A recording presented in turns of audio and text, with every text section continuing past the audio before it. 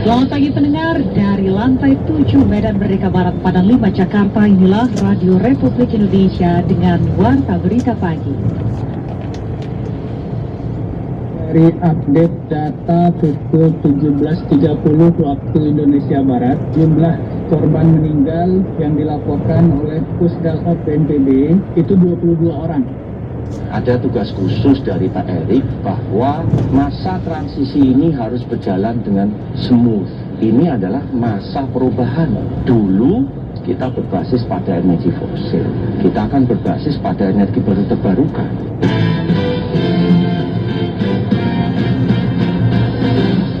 Sari Berita, data sementara hingga hari Senin 6 Desember 2021, 22 orang meninggal dunia akibat bencana awan panas guguran Gunung Semeru, Jawa Timur.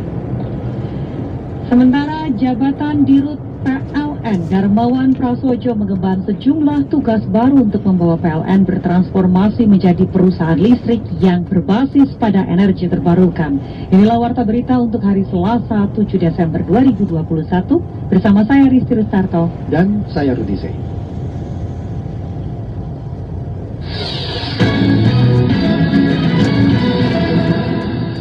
Mengawali Warta Berita pagi ini kami sampaikan sekilas berita.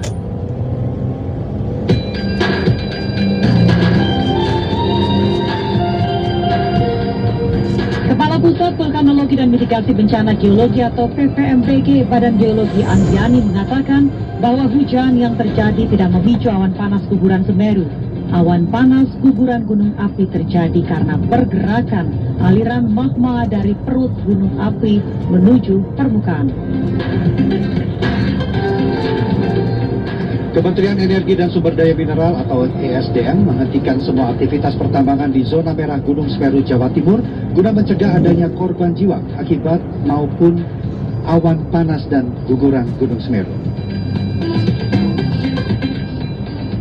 Komisioner Tinggi Hak Asasi Manusia Perserikatan Bangsa-Bangsa atau PBB Michelle Bachelet menyebutkan bahwa vonis bui 4 tahun terhadap eks-pemimpin de facto Myanmar yang dikudeta Aung San Suu Kyi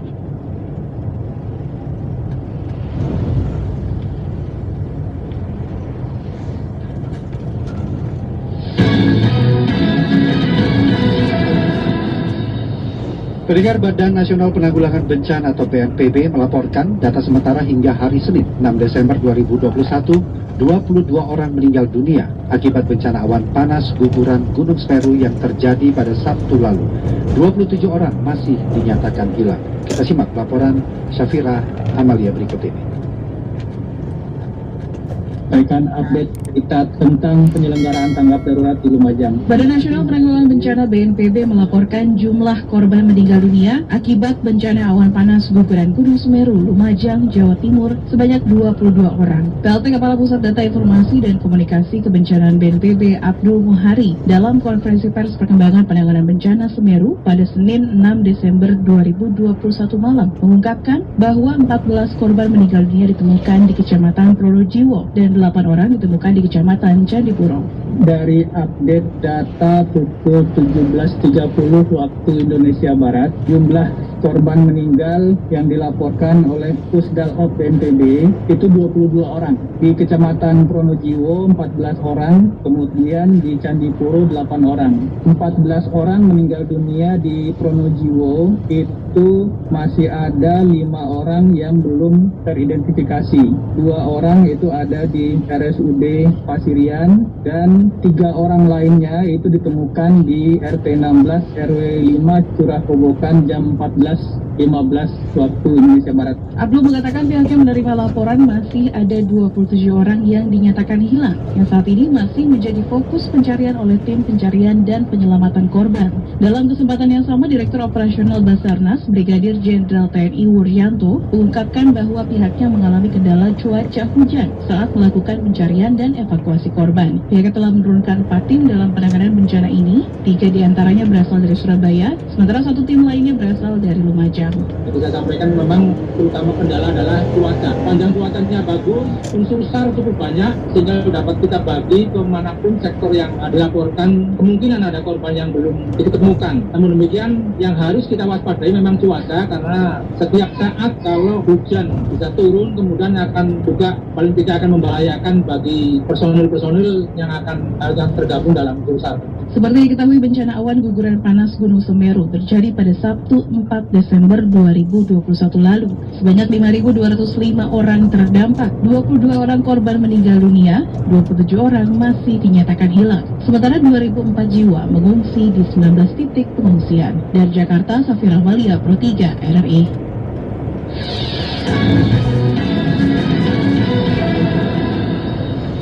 Kali ini informasi kriminal, Polda Aceh berhasil menggagalkan peredaran narkotika jenis sabu seberat 133 kg di wilayah Kabupaten Aceh Timur.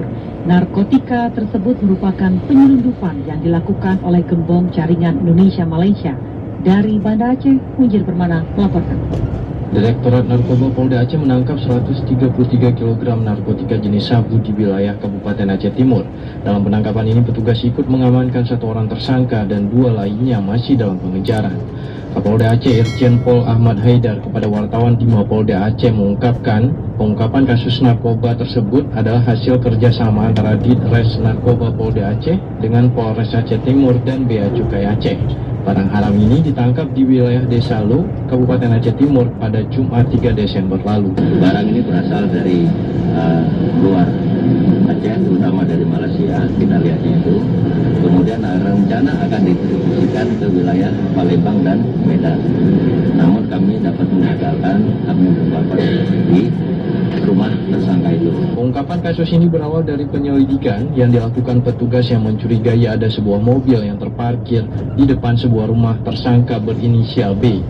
Kemudian petugas melakukan penggeledahan dan ditemukan di dalam mobil berupa barang bukti narkoba sebanyak 60 kg yang dimasukkan ke dalam 3 karung. Kemudian berdasarkan hasil pengembangan, petugas juga menggerebek sebuah rumah lainnya yang juga mendapati narkoba yang dimasukkan ke dalam 4 karung dengan total barang bukti keseluruhannya sebanyak 133 kg. Kepada petugas, tersangka B mengaku bahwa narkotika berjumlah 133 kg itu bukan miliknya, melainkan punya tersangka lain berinisial C yang kini masuk dalam daftar pencarian orang. Selanjutnya, petugas juga melakukan pengejaran terhadap seorang tersangka lain berinisial F yang diduga ikut terlibat dalam jaringan ini. Sementara itu, di sisi lain, Kabid Penindakan dan Penyidikan Bea Cukai Aceh, Sisprian Subiaksono, juga mengungkapkan selama ini wilayah pantai timur Aceh menjadi daerah yang sering diselundupkan narkoba. Karena memang wilayah laut itu kan luas sekali ya, dan kalau kita bayangkan hanya 1 titik dia masuk di situ, sementara yang kita awasi tadi 1000 km lebih, dan waktunya juga luas kan, dari sementara jarak kita dengan negara tetangga dengan Malaysia dan Thailand itu hanya 150 mil, jadi cepat sekali mereka sampai ke perairan kita. Kalau lokasi wilayah patroli kita yang rawan itu di pantai timur ya? Ya, pantai timur perbatasan dia. Perbatasan langsung dengan Thailand dan Malaysia. Atas perbuatannya, tersangka dijerat dengan Undang-Undang Nomor 35 Tahun 2009 tentang narkotika dengan ancaman pidana maksimal hukuman mati. Dengan adanya pengungkapan narkotika jenis sabu seberat 133 kg ini, Polda Aceh bersama Bea Cukai telah menyelamatkan sebanyak lebih dari 1,5 juta generasi muda dari bahaya penyalahgunaan narkoba. Dari Banda Aceh, Munjir Permana melaporkan. Pendengar, diplomasi ekonomi tetap menjadi prioritas Indonesia, khususnya dalam upaya untuk memulihkan sektor ekonomi pasca pandemi, seperti dengan mulai melakukan penetrasi ke pasar non-tradisional di kawasan Eropa Barat dan Eropa Selatan. Berikut kami hadirkan laporan Retno Mandasari selengkap. Kementerian Luar Negeri RI memastikan diplomasi ekonomi tetap menjadi prioritas Indonesia pada 2022. Dalam pertemuan bersama media Senin 6 Desember di Jakarta, Direktur Jenderal Amerika dan Eropa Kementerian Luar Negeri RI, Igede Ngurah Swajaya mengatakan, Berbagai program seperti Forum Bisnis Indonesia Amerika Latin dan Karibia (INALAK) serta Forum Bisnis Indonesia Eropa Tengah dan Eropa Timur (INASE) dipastikan tetap akan diselenggarakan pada tahun depan guna mengulang kesuksesannya tahun ini. Selain menurut Ngurah Swajaya, penetrasi ke pasar-pasar non-tradisional di kawasan Eropa Selatan dan Eropa Barat akan dimulai pada tahun depan meski berpeluang dilakukan secara daring. Mudah-mudahan di awal tahun 2022 kita memulai untuk kawasan Eropa Selatan dan Eropa Barat di bulan Januari ataupun bulan Februari. Tujuan utama yang kita lakukan dalam hal ini adalah memang kita memahami kita masih di dalam situasi pandemi, belum ada dimungkinkan adanya business meeting secara in person melalui forum yang kita lakukan secara virtual.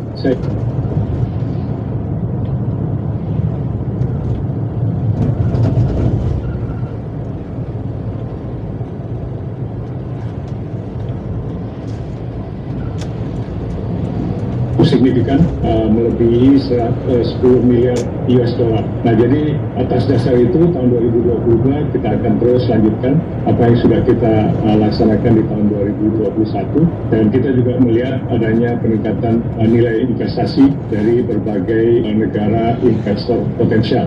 Dirjen Asia Pasifik dan Afrika, Abdul Qadir Jailani mengatakan, kerjasama dengan dunia internasional menjadi prioritas Indonesia di kawasan Asia Pasifik dan Afrika yang diperkuat dengan kerjasama kesehatan pada tahun depan.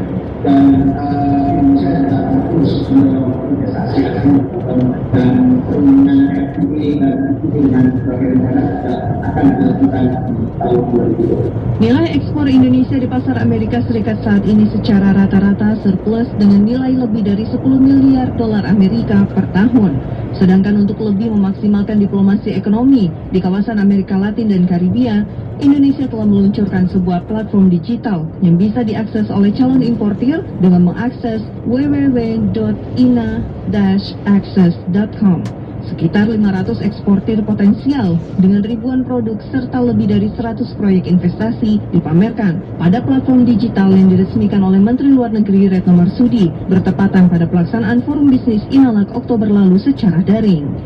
Dari Jakarta, Retno Mandasari, Pro 3, RRI.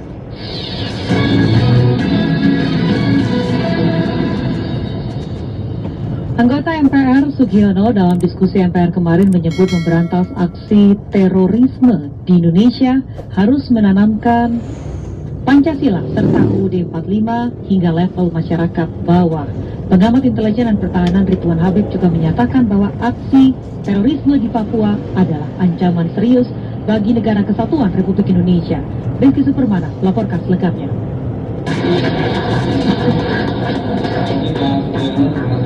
Menanggapi gerakan terorisme yang telah menyusup ke lembaga dakwah, khususnya MUI, pasca anggota Komisi Fatwa MUI Ahmad Zain ditangkap Densus 88 dalam diskusi MPR dengan tema vaksinasi 4 pilar lawan transformasi kelompok terorisme kemarin di Jakarta. Anggota MPR dari fraksi Gerindra Sugiono menyebut memberantas aksi terorisme dengan menanamkan Pancasila dan Undang-Undang Dasar 1945 hingga masyarakat level bawah. Atributisasi radikalisme ke satu kelompok tertentu, karena sebenarnya kan artinya secara umum itu pemahaman yang sifatnya sangat mengakar dan mendasar. Seorang yang nasionalis bisa disebut seorang yang radikal. Radikal nasionalismenya. Kenapa? Karena dia sangat merah putih, karena dia sangat Pancasila, karena dia sangat yakin akan Undang-Undang Dasar 45.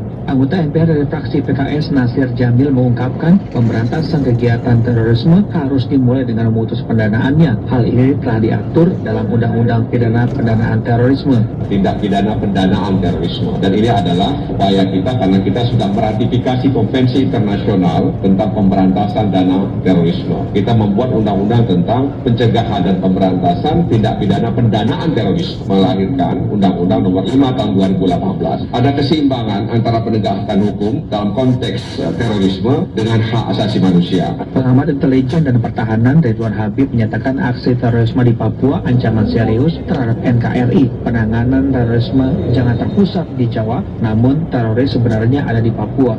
kemudian rame kasus di Jakarta, penangkapan beberapa orang kemarin, yang di Papua kemudian seolah-olah kita nggak ikutin. Ini saran saja ya ke teman-teman, karena di sana sebenarnya kalau teman-teman mendalami teknik militer dan strategi kontrateror, menarik sekali tuh situasi di Papua. Ridwan Habib menilai pemerintah harus mengambil sikap serius aksi terorisme di Papua yang semakin berani menyerang TNI Polri hingga masyarakat Papua. Dari Jakarta, Rizky Supremana, Pro 3 RRI.